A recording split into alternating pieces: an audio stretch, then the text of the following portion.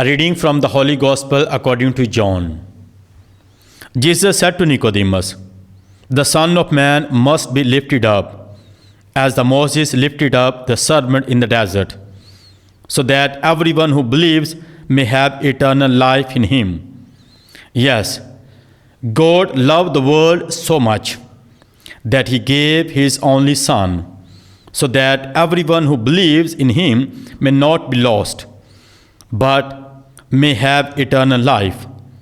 For God sent his Son into the world, not to condemn the world, but so that through him the world might be saved. No one who believes in him will be condemned, but whoever refuses to believe is condemned already, because he has refused to believe in the name of God's only Son. On this ground is sentence pronounced, that though the light has come into the world, men have shown their prefer darkness to the light, because their deeds were evil. And indeed, everybody who does wrong hates the light and avoids it, for fear his actions should be exposed. But the man who lives by the truth comes out into the light, so that it may be plainly seen that what he does is done in God. The Gospel of the Lord. Dear brothers and sisters, the readings for the fourth Sunday of Lent Year B remind us of the great love and mercy of our God. They remind us that our salvation is a gift freely given by God, and that we are called to respond with faith and gratitude. In the first reading, we hear about the sin of the people of Judah that led to their exile and suffering. Despite their disobedience and unfaithfulness, God did not abandon them. Through the prophet Jeremiah, God promised to bring them back to their land and restore their fortunes. This powerful reminder that no matter how far we may have strayed from God, his love and mercy are always available to us.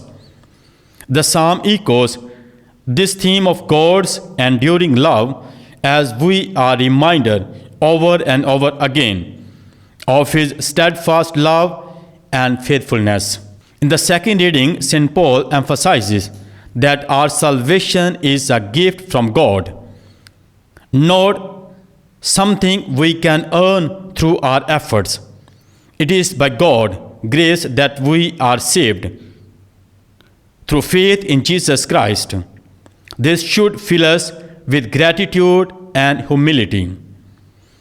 In today's Gospel, Jesus speaks to Nicodemus about the light that has come into the world. He reminds us that God so loved the world that he sent his only Son, not to condemn the world, but to save it. Jesus is the light that shines in the darkness, offering us hope, forgiveness, and new life. As followers of Christ, we are called to walk in the light, to live in truth and righteousness, and to turn away from the darkness of sin and selfishness. Dear brothers and sisters, during the Lent, we are invited to love the cross, that is the symbol of love, mercy, and forgiveness. There are some darkness in our life, as addiction of alcohol, drugs, grumbling, sexual immorality, and environmental irresponsibility, and religious fundamentalism, and the lack of purpose in our life. Jesus invites us that we should love him and follow him. We should not hide our sin in our dark. Our life should be filled with the light of Christ. As Jesus came into the world not to judge but to love. Let us ask the grace of the Lord so that we may love one another and follow Christ, who came into the world to save us. God bless you all.